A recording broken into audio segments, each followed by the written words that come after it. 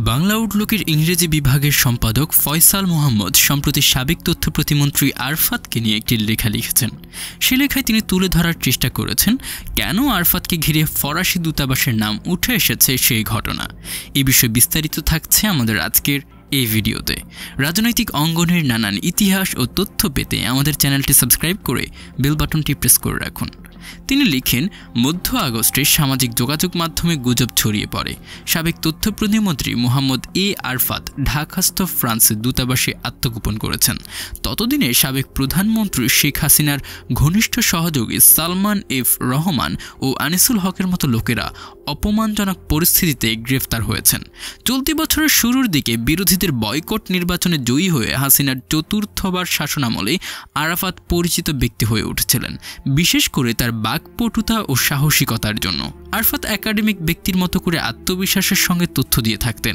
যদিও কেউ কেউ তার বক্তব্য নির্ভুল মনে করতেন, তবে বাকিরা মনে করতেন তার বক্তব্য বিভ্রান্তিকর। যদিও ওই নির্ভুল ও বিভ্রান্তিকর ইস্যুতে বিতর্ক রয়েই গেল।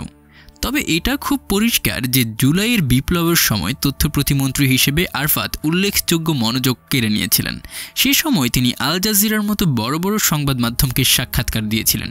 এমনকি সেই সময় ব্যবসায়ীদের সঙ্গে হাসিনার বহুল প্রচারিত বৈঠকের মূল মঞ্চেও জায়গা করে নিয়েছিলেন। ওই বৈঠকে তিনি বিতর্কিত মন্তব্য করেছিলেন এবং বলেছিলেন আন্দোলনকারী কিছু ছাত্রকে মাদক সেবন করানো হয়ে থাকতে পারে। এছাড়া তিনি বারবার দাবি করেছিলেন পুরো আন্দোলনটি জামায়াত শিবিরের কাজ। আর তার এই ধরনের কথাবার্তা শিক্ষার্থী সহ সাধারণ মানুষকে তার বিরুদ্ধে ক্ষোভের জন্ম দিয়েছে। তাই যখন ফ্রান্সের দূতাবাসে আরাফাত আশ্রয় চাওয়ার খবর ছড়িয়ে পড়ে, তখন ছাত্রদের কয়েকটি দল ফ্রান্স দূতাবাসের পাশেও বিক্ষোভের বিবেচনা করেছিল। ফ্রান্স দূতাবাসের লাগোয়ায় জার্মানি দূতাবাস। পরবর্তীতে ছাত্ররা বুঝতে পারে তাদের এই পদক্ষেপ বাংলাদেশের আন্তর্জাতিক ভাবমূর্তিকে নেতিবাচক প্রভাব ফেলবে। তবে তারা এও বুঝতে পারে তাদের অসন্তোষের বিষয়টি জানানো দরকার। এই খবর নিয়ে অবশ্য ফ্রান্সের দূতাবাস থেকে একটি বিবৃতি দেওয়া হয়। সামাজিক যোগাযোগ মাধ্যম এক্সে দেওয়া এক বিবৃতিতে দূতাবাস আরফাতকে আশ্রয় দেওয়ার বিষয়টি অস্বীকার করে। তা সত্ত্বেও ফরাসি রাষ্ট্রদূত ম্যারি মাসুদ পুইয়ের বাসভবনে আরাফাত লুকিয়ে আছেন বলে নতুনভাবে গুজব ছড়িয়ে পড়ে। এই দাবিটি যাচাই করার কোনো উপায় ছিল না এবং আন্দোলনকারীদের মধ্যে ফরাসি রাষ্ট্রদূতের বাসভবন দখলের ইচ্ছাও শেষ পর্যন্ত হাওয়া হয়ে যায়। আরাফাত গ্রেফতার হননি, যদিও সংবাদ মাধ্যমে বহুল প্রচারিত সংবাদ ভিন্ন কথা বলছে। আরাফাতের অবস্থান কোথায় তা নিয়ে আমার আগ্রহ তেমন একটা ছিল না, বরং ঢাকায় এত দূতাবাস থাকতে আরাফাতের লুকানোর স্থানের সঙ্গে ফরাসি দূতাবাসের সংশ্লিষ্টতার অভিযোগের বিষয়টাতেই বেশি আগ্রহ ছিলাম। এর পেছনে কারণ আছে। গত বছরের সেপ্টেম্বর ফ্রান্সের প্রেসিডেন্ট এমানুয়েল ম্যাক্রোর বহুল প্রচারিত বাংলাদেশ সফরে আরাফাত খুবই গুরুত্বপূর্ণ ভূমিকা পালন করেছিলেন। বাংলাদেশে একটি অবাধ ও সুষ্ঠু নির্বাচন করার জন্য যুক্তরাষ্ট্রের নেতৃত্বে পশ্চিমা বিশ্বের তীব্র চাপের মুখে থাকা হাসিনা সরকারের জন্য ফরাসি প্রেসিডেন্টের এই সফরটি বিশেষভাবে তাৎপর্যপূর্ণ ছিল। এই প্রেক্ষাপটে জাতিসংঘের নিরাপত্তা পরিষদের 5 স্থায়ী সদস্যের একটি দেশের নেতার ওই সফর নিঃসন্দেহে হাসিনার স্বৈরাচারী সরকারের জন্য একটি অনুকূল দৃষ্টিভঙ্গি তৈরি করেছিল, যা হাসিনা সরকারকে আরেকটি একতরফা নির্বাচনের দিকে এগিয়ে নিয়ে গিয়েছিল। সাবধানে মঞ্চস্থ ম্যাক্রোর সফর দৃশ্যের আড়ালে আরও বিশেষ কিছু ছিল, যেমন নৌকা ভ্রমণ, ফোক গায়কের সঙ্গীত আসরে উপস্থিতি, পুরান ঢাকায় রিক্সা ভ্রমণ ও উদ্বেগ দূর করার হাসিনার সঙ্গে উষ্ণ আলিঙ্গনের আড়ালে বিলিয়ন ডলারের এয়ারবাস কেনার চুক্তি স্বাক্ষর হয়েছিল। চুক্তিটি উভয় সরকারের জন্য বেশ সুবিধাজনক ছিল। কিন্তু আমি কিভাবে নিশ্চিত হতে পেরেছিলাম যে আরাফাতই ম্যাক্রোর সফরের পেছনে মূল ক্রীড়ানক ছিলেন?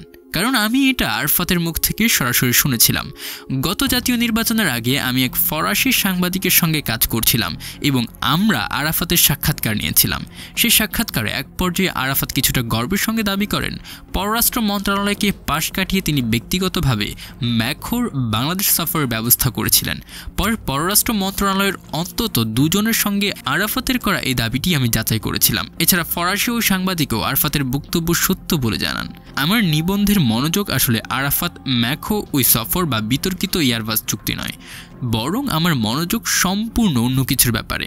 জেজেটকে উদ্ধৃত করে বলা যায়, আমার সম্পর্কে কি বলা হয়েছিল তা আমাকে বলবেন না, আপনাকে এটি বলতে কেন তারা এত স্বাচ্ছন্দ্য বোধ করছিল তা আমাকে বলুন। আরাফাত এবং হাসিনার অন্য সহযোগীরা কি করতে পারে তাও আমাকে আগ্রহী করে না, কিন্তু ফ্রান্সের মতো দেশের দূতাবাসগুলি কেন এমন পরিস্থিতি তৈরি করে যেখানে ফরাসি দূতাবাসে আরাফাত লুকিয়ে আছের মতো গুজব সামাজিক যোগাযোগ মাধ্যমে উল্লেখযোগ্য মনোযোগ লাভ করে।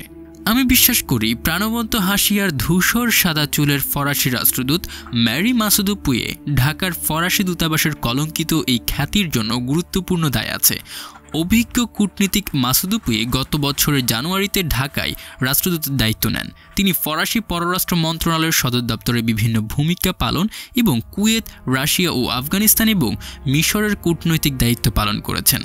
ঢাকায় আসার পর থেকে ফরাসি এই রাষ্ট্রদূত হাসিনার প্রকাশ্য কর্তৃত্ববাদ শাসনের সঙ্গে উল্লেখযোগ্যভাবে মিশে যান। সশরীরে উপস্থিত থেকে এবং সামাজিক যোগাযোগ মাধ্যমে লেখা উভয় ক্ষেত্রেই আওয়ামী লীগের বিভিন্ন কর্মকাণ্ডের প্রতি তার সমর্থন ও পক্ষাবলম্বন অনেকের কাছে স্বৈরাচারী সরকারের প্রতি সমর্থন হিসেবে বিবেচিত হয়েছে। ঢাকায় তার যোগ দেওয়ার পরপরই 2023 সালের ফেব্রুয়ারিতে সংবাদ মাধ্যমের স্বাধীনতায় নিবেদিত 51টি দেশের একটি প্ল্যাটফর্ম মিডিয়া ফ্রিডম কোয়ালিশনের MFC বাংলাদেশ অংশ একটি বিবৃতি দেয়। বিবৃতিতে হাসিনা সরকার দৈনিক দিনকাল পত্রিকার প্রকাশনার অনুমোদন প্রত্যাহার সিদ্ধান্তের ব্যাপারে গভীর উদ্বেগ প্রকাশ করে। MFC সদস্য দেশের বিবৃতিতে স্বাক্ষর করলেও মাসুদুপুয়ের অধীনে ফ্রান্স তা করেনি। পরবর্তীতে আমি সহ কয়েকজন সাংবাদিকের সঙ্গে এক বৈঠকে মাসুদুপুয়ে আকস্মিকভাবে দৈনিক দিনকালকে সংবাদপত্র নয় অন্য কিছু বলে উড়িয়ে দিয়েছিলেন। সে সময় তিনি উল্লেখ করেন তিনি বিবৃতিতে স্বাক্ষর করে তার সুনাম নষ্ট করতে চাননি।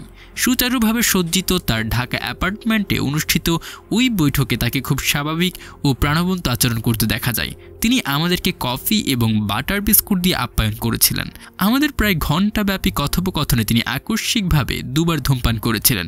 ফরাসিরা যেমনটাই অভ্যস্ত তাতে আমরা অনুমান করেছিলাম এর মাধ্যমে তিনি গুরুতর বিষয়ের ব্যাপারে শান্তশিষ্ট মনোভাব দেখানোর চেষ্টা করেছিলেন। সম্ভবত মানানসই নয় এমন দৃষ্টিভঙ্গিতে মাসুদুপুয়ে গুরুতর সমস্যাগুলো মোকাবেলা করেছিলেন। তার দূতাবাসের কূটনৈতিক কর্মসূচিগুলোতে তিনি বারবার মানবাধিকার লঙ্ঘনের জন্য আমেরিকার নিষেধাজ্ঞায় থাকা আইন প্রয়োগকারী কর্মকর্তাদের আমন্ত্রণ জানাচ্ছিলেন। ঢাকাস্থ পশ্চিমা অন্য দূতাবাসগুলি যা করেনি। অন্যান্য দূতাবাসের বেশ কয়েকজন কূটনীতিকদের সঙ্গে আমি কথা বলেছি, তারা তার খুব একটা প্রশংসা করেনি। তারা হাসিনা সরকারের প্রতি তার অবস্থানকে সমস্যাপূর্ণ হিসেবে বর্ণনা করেছেন। এক কূটনীতিক তো স্পষ্টভাবে বললেন তিনি মাসুদুপুই স্বৈরাচারের জন্য একজন চিয়ার লিডার ছিলেন। যদিও মাসুদুপুই বাংলাদেশের সাথে তার দেশের কৌশলগত অংশীদারিত্বকে এগিয়ে নেওয়ার ক্ষেত্রে যতটুকু ভূমিকার দরকার ছিল তা বজায় রেখেছিলেন এবং সেই উদ্দেশ্য সাধনের জন্যই তিনি তার কার্যক্রম চালিয়েছিলেন। ঢাকা ট্রিবিউনের এক প্রতিবেদনে বলা হয় চলতি বছর 11 জুলাই যে বিপ্লবের শেষমেশ হাসিনার পতন হয় তার মাত্র 5 দিন আগে মাসুদুপুই ফরাসি জাতীয় দিবস উদযাপনের সময় বলেছিলেন অনেক বিশেষজ্ঞ এবং সাংবাদিক মনে করতে চান যে এটি সম্পূর্ণভাবে বাণিজ্যিক কারণে এবং তথাকথিত ইয়ারবাস চুক্তি এবং অন্যান্য বাণিজ্য দৃষ্টিকোণ উল্লেখ করতে আগ্রহী। অবশ্যই তারা ভুল এবং আমাদের প্রতিযোগীদের প্রভাবে পক্ষপাতদুষ্ট। তিনি আরও বলেন বাংলাদেশের সঙ্গে এই বিশ্বাসের ভিত্তিতে ফ্রান্স সম্পর্ক জোরদার করতে চায় যে দেশটি ইন্দো প্যাসিফিক অঞ্চলে আঞ্চলিক স্থিতিশীলতায় গুরুত্বপূর্ণ ভূমিকা পালন করে।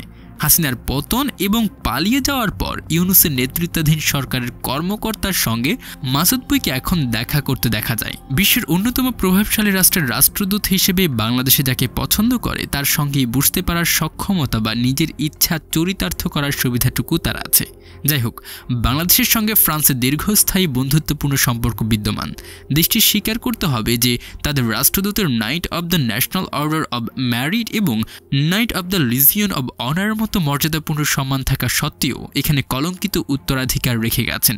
গণতান্ত্রিক মূল্যবোধ প্রচারে নিজেদের গর্বিত ভাবা একটি জাতির জন্য এটি খুবই স্বস্তিদায়ক চিত্র নয়।